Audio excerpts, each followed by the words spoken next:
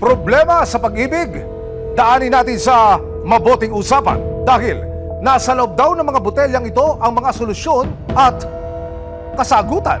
Ang laman ng mga boteng ito, mabisa raw na pampaamo o para bumalik ang mga ex o ka-talking stage. Nabibili ito sa halagang 50 pesos. Makikita nyo na may insekto ang isang ito. Ang isa naman, may mga halaman. Meron ding binebentang powder na binubudbud daw sa inumin o pagkain ng tao na gusto mong akitin. Ang tanong, ligtas nga ba ang mga ito o maaari pang magdulot ng panganib sa kukonsumo nito? Sinuri ng isang doktor at dating medical laboratory scientist ang binebenta mga powder na epektibo umano bilang gayuma. Sa ilalim ng microscope, makikita ang mga black crystals ang bumubuo rito. These are combinations ng di mo masabi if it's aluminum chloride from tawas ba? Di ba? Aluminum yun made of aluminum. Dahil wala raw katiyakan kung anong ginamit dito, mas mainam daw na iwasan na lang ang pagkonsumo rito. Definitely, this is not beneficial sa katawan ng tao. It can affect, again, sinasabi ko, yung brain, yung thinking. It can also affect the mood and affect our kidneys and even our liver. Ayon naman sa isang psychologist, natural sa tao na maghanap ng mga paraan para maibsan ang kalungkutan kahit hindi na ito makatotohanan o walang kasiguraduhan.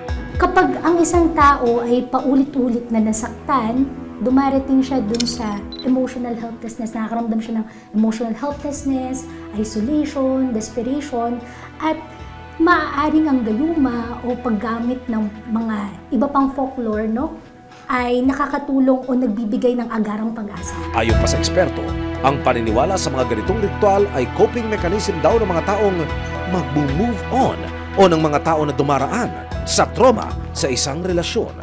Kailangan nilang maintindihan at ma-process yung grief na kanilang nararamdaman. Kailangan din nilang maintindihan yung kanilang mga emosyon. Ngayon din, ang paggamit ng gayuma naman, hindi lang sa physical health siya, no, nagiging risk. Nagiging risk rin siya sa ating psychological well-being. Dahil mas umaasa tayo sa mahika kumpara sa totoong paggaling o totoong healing. Epektibo man o hindi ang gayuma, mas mainam pa rin na laging maging mapanuri at maingat. Dahil higit pa sa anumang pagsubok sa love life, laging mas mahalaga ang kapakanan ng ating mga kalusugan.